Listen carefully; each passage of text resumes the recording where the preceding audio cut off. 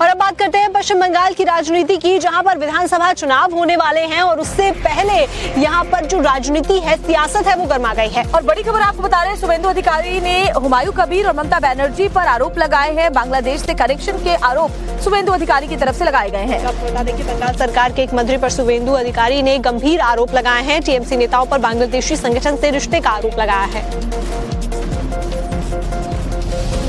चुनावी राज्य पश्चिम बंगाल में अब बांग्लादेश की एंट्री हो गई है। मुर्शिदाबाद में बाबरी मस्जिद की नींव रखने वाले हुमायूं कबीर पर बीजेपी के फायर ब्रांड लीडर शुवेंदु अधिकारी ने बांग्लादेश से कनेक्शन होने का गंभीर आरोप लगा दिया है।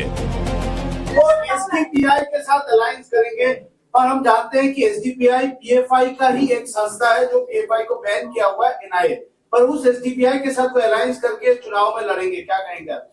क्या करने का बात ही नहीं, मैं बता दिया थोड़ी देर पहले। उन्होंने बाबर के नाम पर जो मस्जिद बना रहा है उसका फाउंडेशन स्टोन लेने का पहले और नया पार्टी बनाने का पहले उन्होंने 7 दिन का प्रवास किया बांग्लादेश।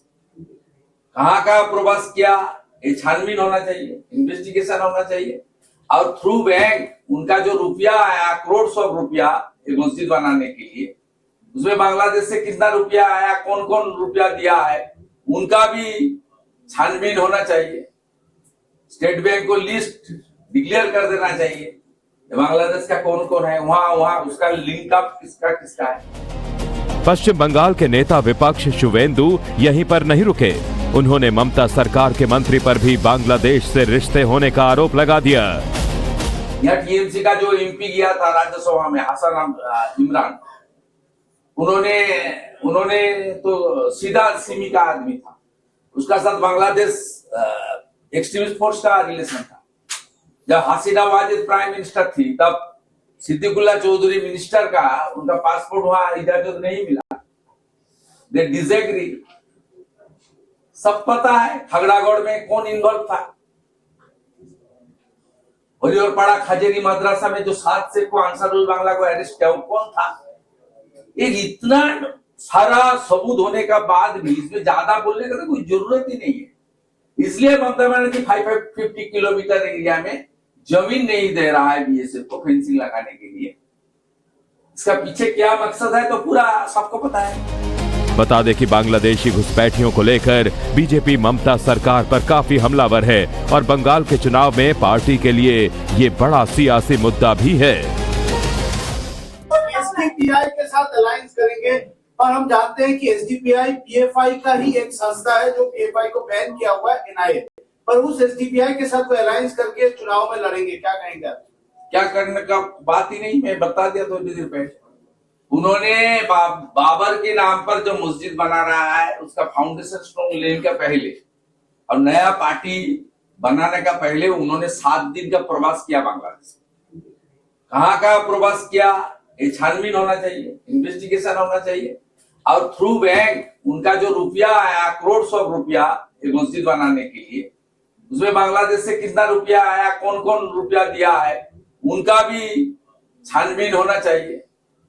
स्टेट बैंक को लिस्ट डिक्लेयर कर देना चाहिए, बांग्लादेश का कौन कौन है, वहां उसका लिंक अप किसका है। पश्चिम बंगाल के नेता विपक्ष शुवेंदु यहीं पर नहीं रुके।